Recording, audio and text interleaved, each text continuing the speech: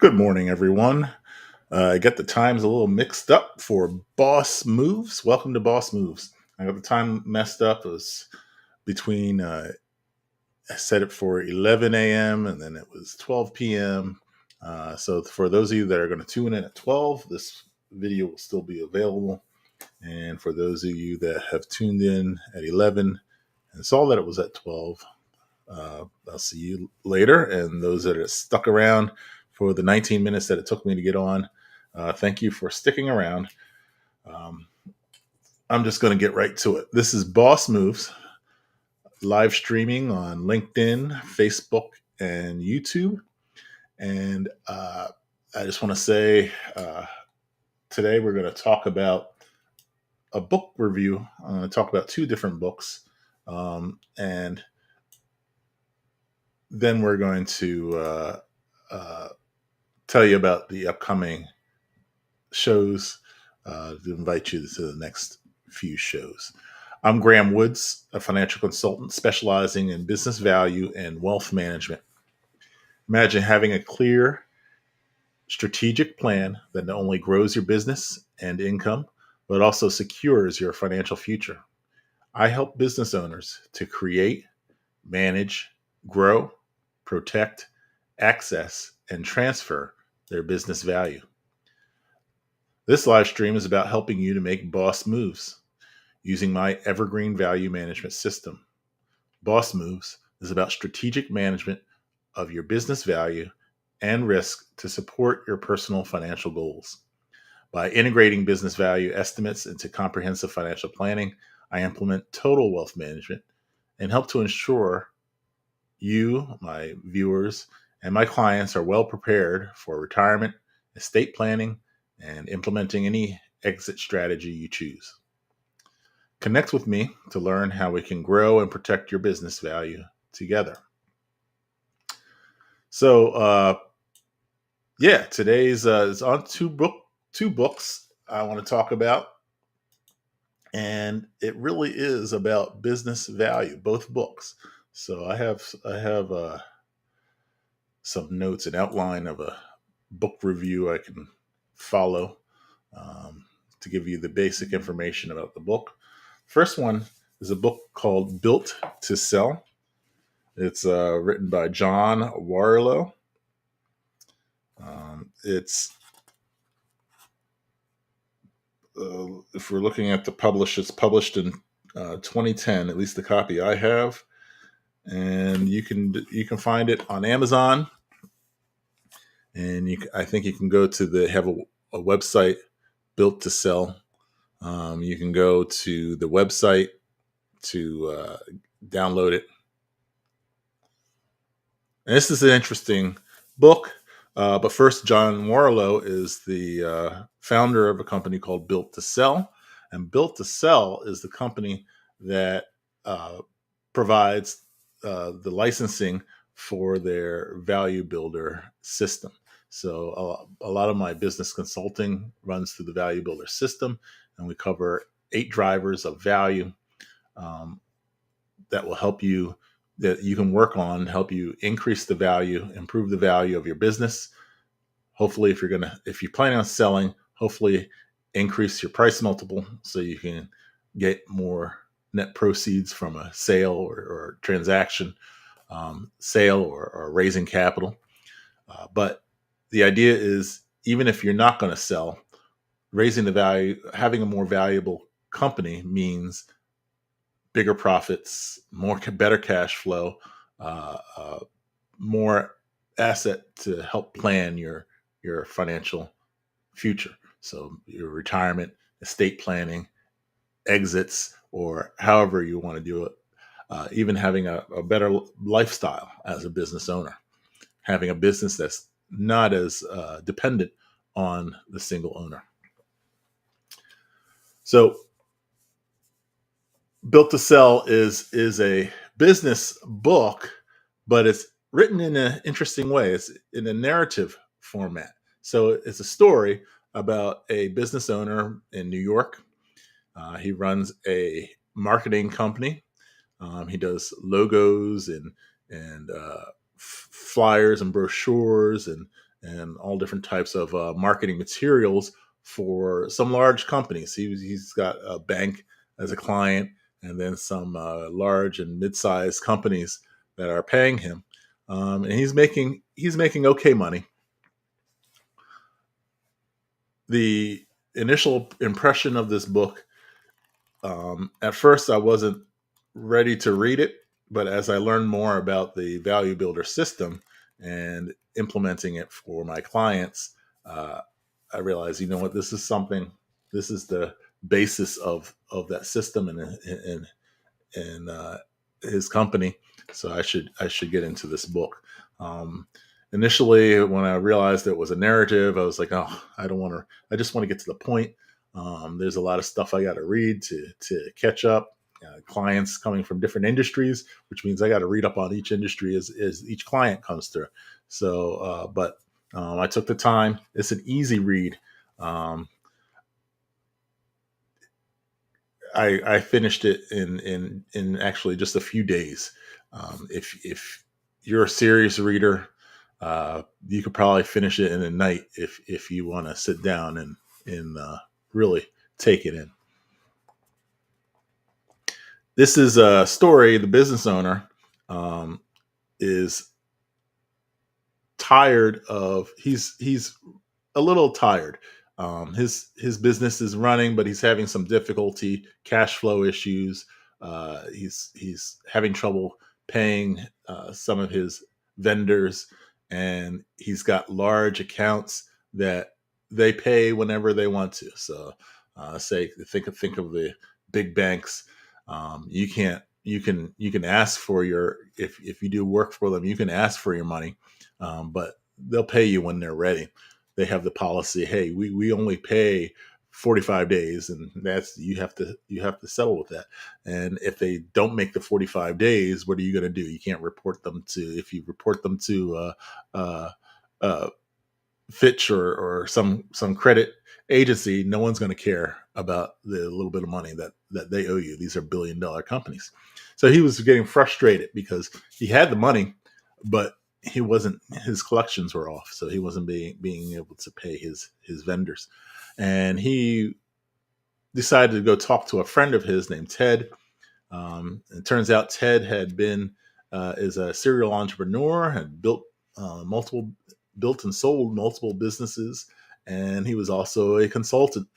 And so he Ted takes him through a process similar to the value builder process, and that they describe the process in this book and show how Ted's business goes from a low valuation, making maybe $1 million a year to $2 million a year, and increasing value. He's expecting to get uh, $4 or $5 million, but he finally gets an offer for $9 million for his business.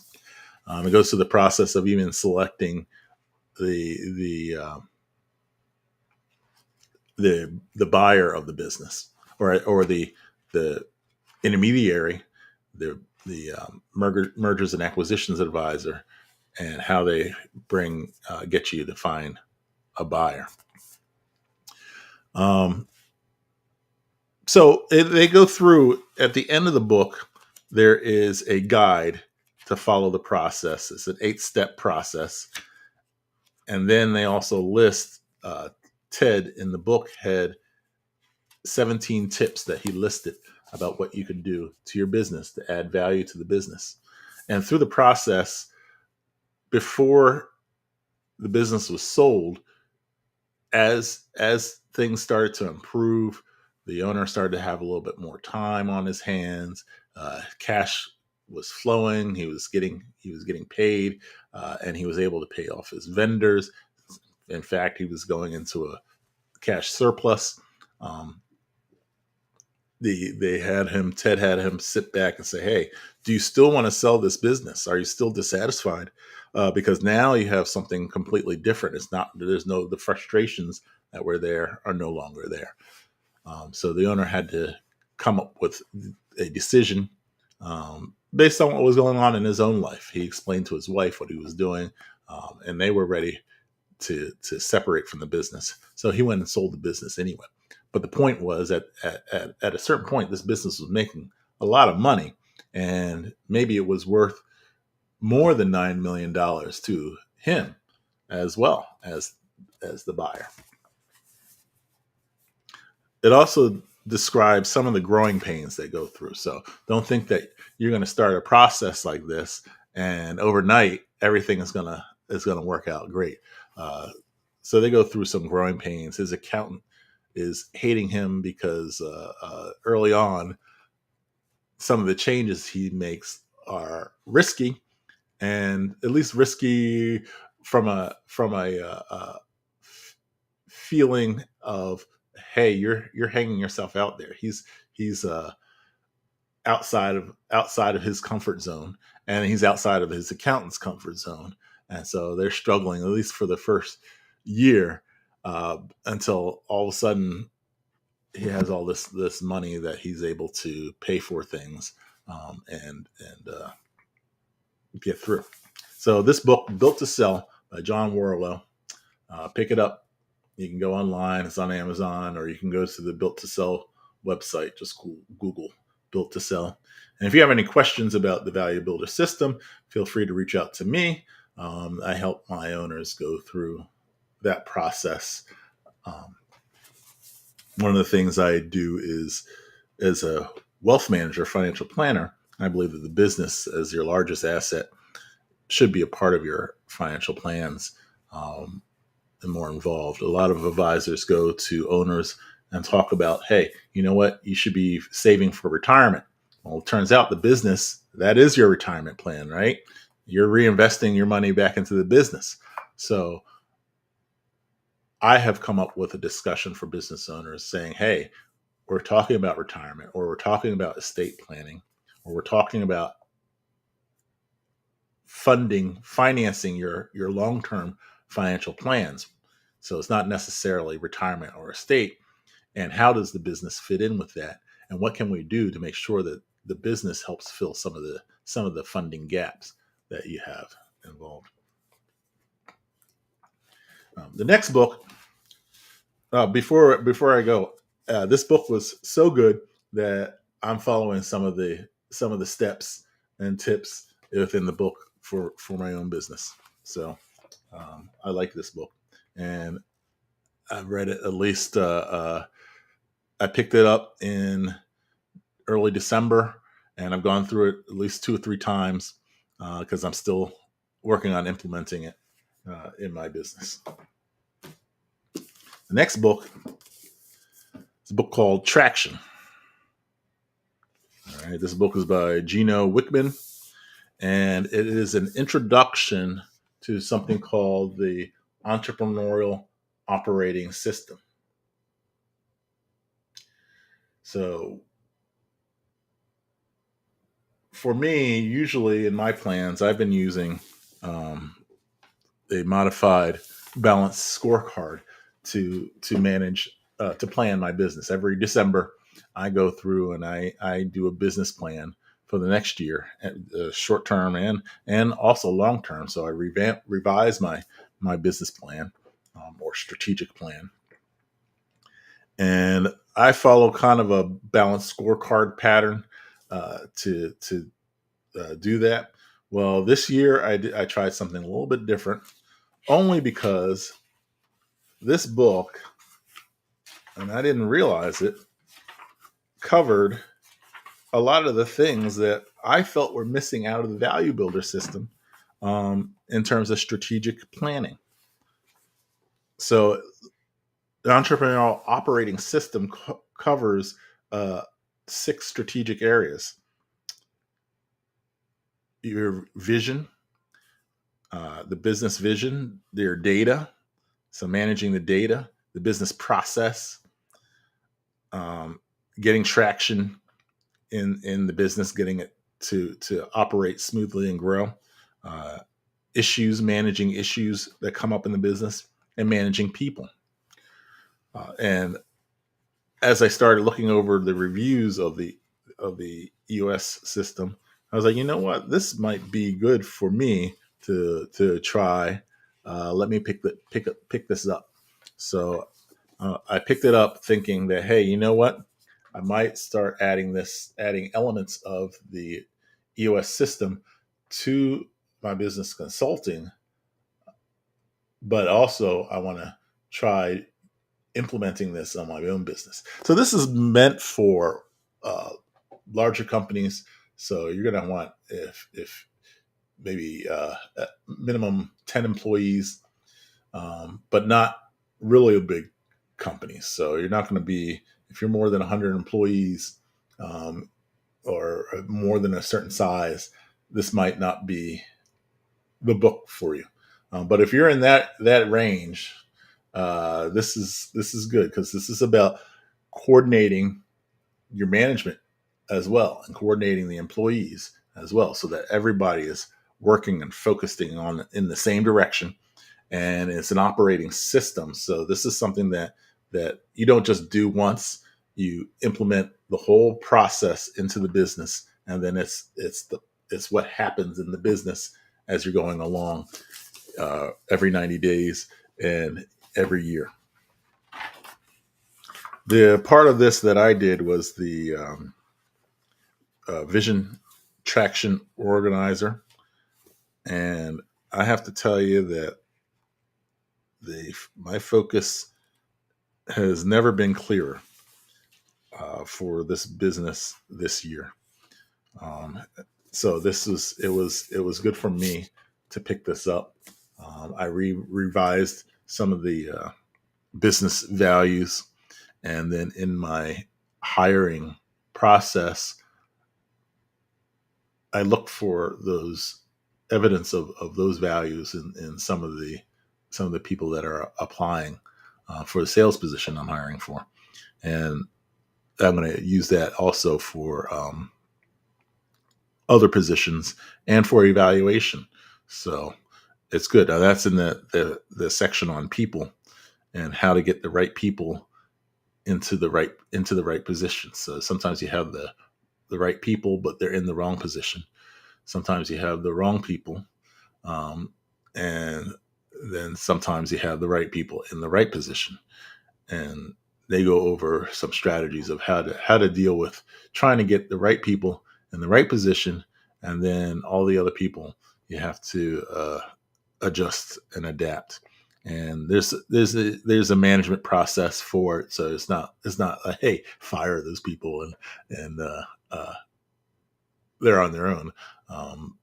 But there's such much needed changes that need to be made, and now you're aware of those changes. And then and if the people aren't following in your business values, and they're not looking at your vision, so everyone's not working in the same direction, then you're going to have some problems. Your business is not going to get traction.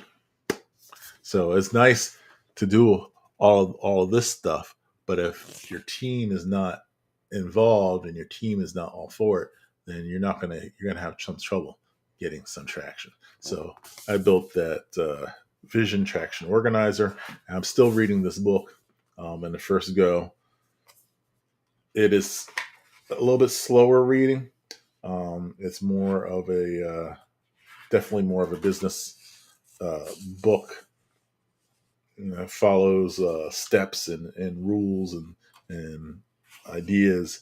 There's no narrative, no real narrative in here, but uh, it's good. I'm gonna finish it, and then they have a second book that's supposed to be a narrative, I guess, that shows a the story of a business that's implementing the entrepreneurial operating system.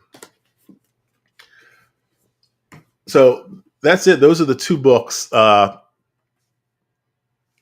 want to start a book club for CEOs, founders, entrepreneurs. If you guys have any ideas about books that we could read and talk about, discuss, um, almost like I guess a mastermind around the books. It doesn't have to be instruction books. It could be any type of business book. So if we want to read about famous people in their autobiography. We could do that. So let me know. Put a message me and say, "Hey, Graham, this is something I would like to do." If you have any book suggestions, you can put up your best suggestions. Any industry, so we'll read. This is a generalist book club because you can learn lessons on how to operate from any industry. I know a lot of times everyone focuses on, hey, what's done in my industry's financial services? What's done in the financial services industry to be successful? Well, sometimes you might have to look outside of the industry to find a new way of doing things. So sometimes I look at the legal industry and say, hey, you know what are the law firms doing? That's different that I could be doing. Then they help me differentiate a little bit from my competitors. You can even look at, hey, what are IT companies doing, tech companies doing, the SaaS companies? How are they selling? Uh, that's different from the way we do it in financial services. In fact, there's one thing in here, a tip about dealing with your service line and productizing your service that's in this book, and turning it into something that even an IT salesperson could sell. Making it easier for your sales team to sell the business. So different industries have different ways of doing things, and maybe you can implement those into your own business. Um, so that's the book club. Next on Thursday,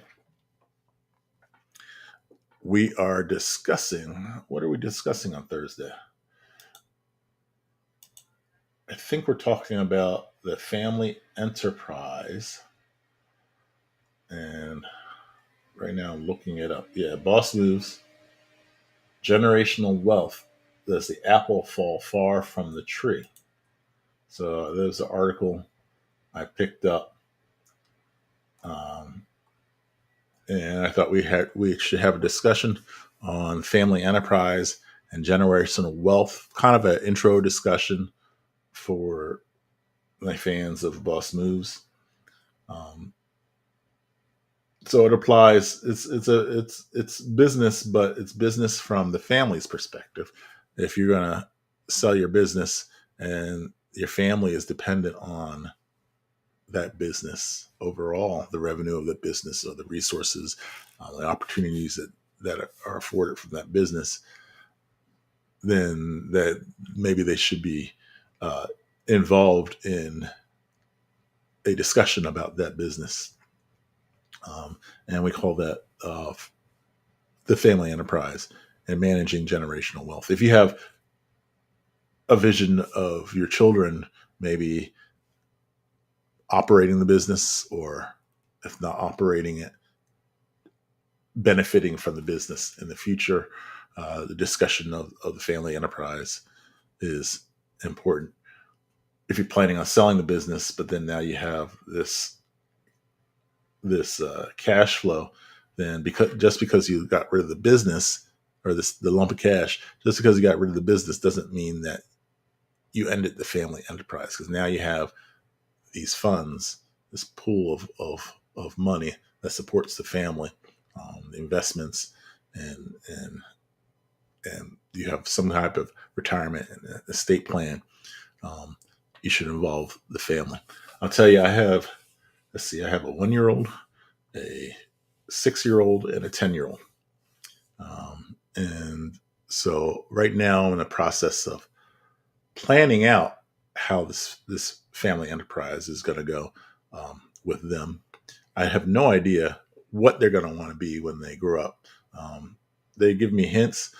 So my oldest, I know she's really interested in science, but when I was growing up, I wanted to be a doctor daddy.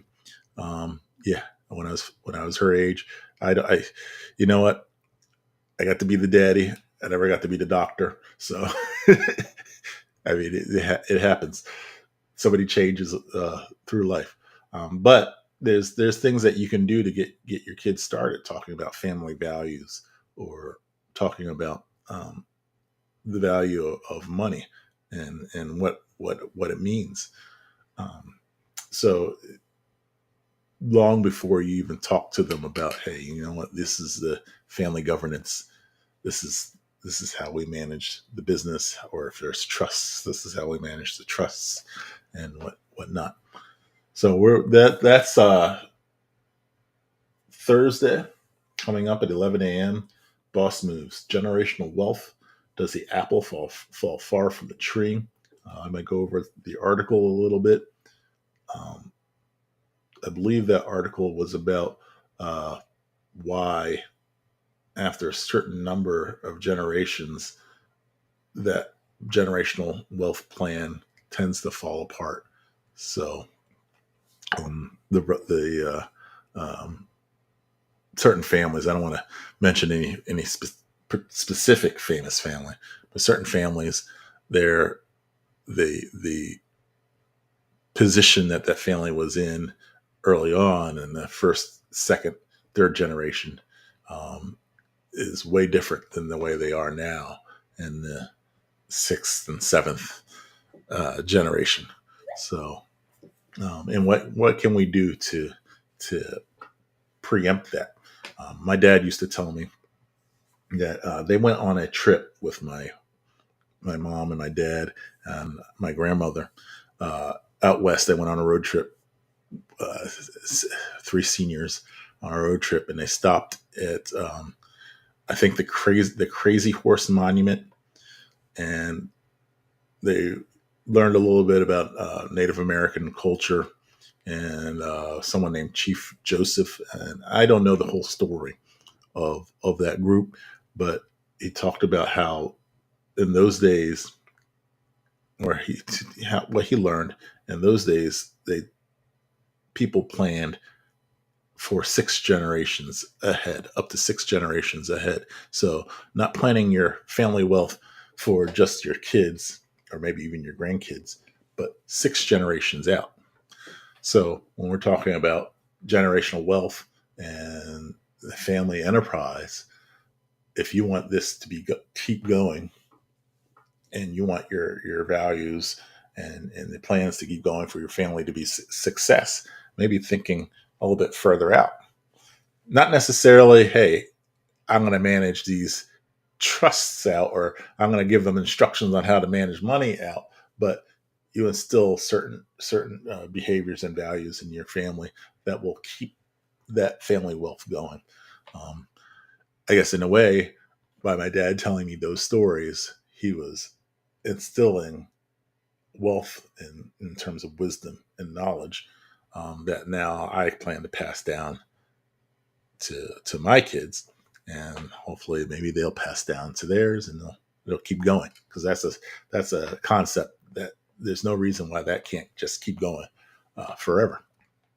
So thank you for joining me for Boss Moves. Um, and I will see you Thursday, Boss News Generational Wealth. And then next Tuesday is the business Boss Moves. And we will be talking about a little bit about some economics, um, economic news indicators, to help you with your business, that might help you make some business decisions. So have a great week. This is Boss Moves. My name is Graham Woods, and I will